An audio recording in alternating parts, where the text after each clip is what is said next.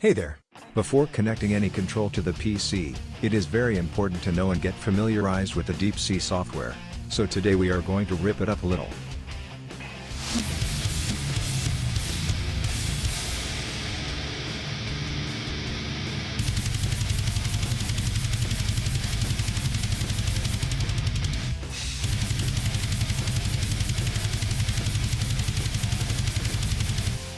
On the last video I show you how to install the software, so once installed, you can open it either from the menu bar, typing DSE, or by click the shortcut icon created on your desktop.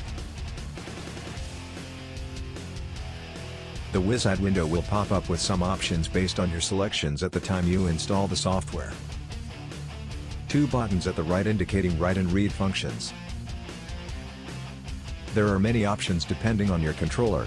To connect it to the PC, can be USB port, RJ45 Ethernet connector, RS485 port Modbus or RS232 port.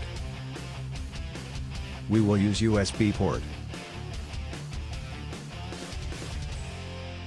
The serial number and model of the controller will appear at the top window, indicating successful connection between PC and controller. To connect to the module, you can click the Read button, click F5 on your keyboard, or click at the down-faced arrows at Configuration window. It is very important to do this step before programming the controller. It will download the preset on the controller to the PC. Now three windows on the screen are the important ones. The configuration tree, depending on your controller, will be available more options than others in some cases. Configuration window is where you can parameterize values from the options tree to your project. And finally, the SCADA windows, where you can monitor in real time the controller.